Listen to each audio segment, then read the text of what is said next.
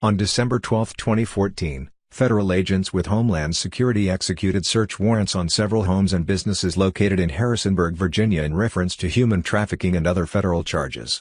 As a result of these search warrants, indictments were obtained for Maria Alvarado, Gladys Chujoy, and Felix Chujoy for labor trafficking, otherwise known as human trafficking, and other federal charges.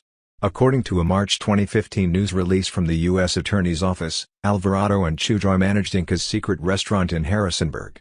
As part of the alleged labor trafficking conspiracy, Alvarado made regular trips to Peru where she recruited victims to immigrate illegally to the United States for the purpose of working unlawfully at her restaurant. According to the indictment, Alvarado promised to help smuggle the victims into the United States, told victims they would be paid for working at the restaurant, and agreed to provide the victims a place to live in their basement. In exchange, the victims had to work for Alvarado and Chujoy at the restaurant for 6 months to work off the debt owed for smuggling and housing the victims.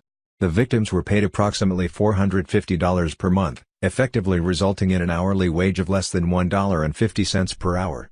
Other documents unsealed at a previous court hearing reflect that Alvarado and Chujoy controlled the victims through isolation, threats, and harassment.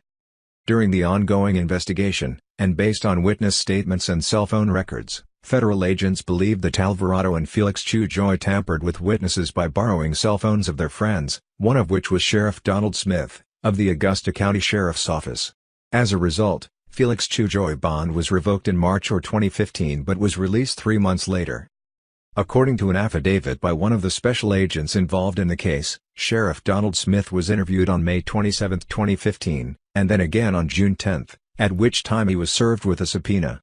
Unknown to the agents at the time of the interviews, Sheriff Smith had been in close contact with inmate Chujoy and in fact had received numerous calls and letters from inmate Chujoy, who was incarcerated at the Rockingham County Jail at the time. According to the affidavit, Sheriff Smith only admitted to one phone call that took place in March 2015 that was in reference to picking up Chujoy's mail. Sheriff Smith failed to mention any other telephone calls, or any jail letters to or from inmate Chujoy in either of his interviews with federal investigators. Those interviews took place during the time frame Smith was receiving calls from Chujoy. In fact, one of the calls occurred just 2 days prior to Smith's June interview with federal agents. The agent also stated in the affidavit that Sheriff Donald Smith, of the Augusta County Sheriff's Office, refused to cooperate with the Assistant United States Attorney handling the case, and refused to meet in order to prepare for trial and aid in the prosecution of Chujoy. That trial was later delayed. On August 25, 2015, special agents learned that Felix Chujoy devised a scheme to use other inmates' PIN numbers in order to make outside calls without detection to law enforcement. During his incarceration from March to June 2015, investigation uncovered 11 calls were made by Chujoy using other inmates' PIN numbers. Of the 11 calls, 9 calls were between Chujoy and Sheriff Donald Smith of the Augusta County Sheriff's Office. These calls were recovered by the Rockingham County Jail and turned over to Homeland Security. On a call dated May 10, 2015, Smith agreed to pay the bills for Chujoy. During the call, Chujoy asked Smith if he had received a letter from him. According to the affidavit, the letter seemed to be asking advice on Chujoy's criminal case. In another call that same month, Sheriff Smith tells Chujoy that the feds came after him, and Chujoy asked Smith what was said during his interview with federal investigators.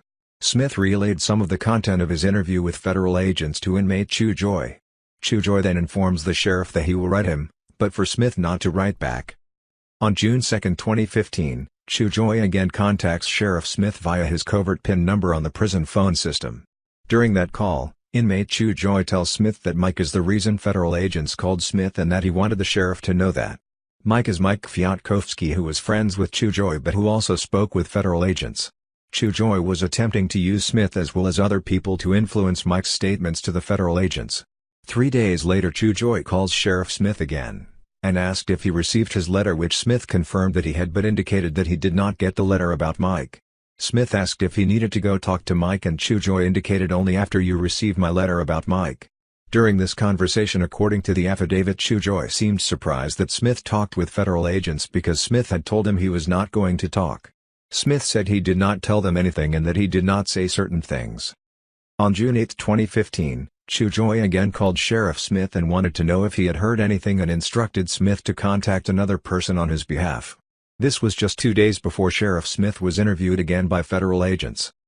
Sheriff Smith continued to receive 4 more calls from Chewjoy until Chewjoy's release in late June of 2015. Upon his release, Chewjoy goes to Sheriff Smith's house to retrieve personal items from Smith and for Smith to let Chewjoy use his father's phone. According to sworn testimony given by Sheriff Smith in December of 2015, Sheriff Smith testified that Chewjoy was using one of his father's phone. But when Sheriff Smith testified in 2017 at a retrial of this case, a newspaper article dated February 2, 2017, reported that Chewjoy showed up to Sheriff Smith's home following his arrest and asked to borrow a cell phone, to which Sheriff Smith gave Chewjoy his mother's cell phone for several days. While in possession of Mrs. Smith's cell phone, it was used in an attempt to influence witness testimony. The majority of these events took place between March 2015 and December 2015 while Sheriff Smith was campaigning. Because of his personal relationship with suspect Chewjoy, Sheriff Smith willingly gave Chewjoy his mother's cell phone even after he was aware that Chewjoy had been arrested for witness tampering. Sheriff Smith knew Chewjoy had a history of using other people's cell phones to cover up his criminal activities, yet gave Chewjoy a phone to use. Sheriff Smith knew that federal investigators had questioned him as to the extent of his involvement with Chewjoy, yet Sheriff Smith concealed from federal investigators that he had received 9 or 10 jailhouse calls, and downplayed any personal relationship that he had with Chewjoy. Sheriff Smith never told federal investigators about the 4 to 5 jailhouse letters from Chewjoy, which Sheriff Smith subsequently destroyed before law enforcement could obtain them through a subpoena or via a search warrant.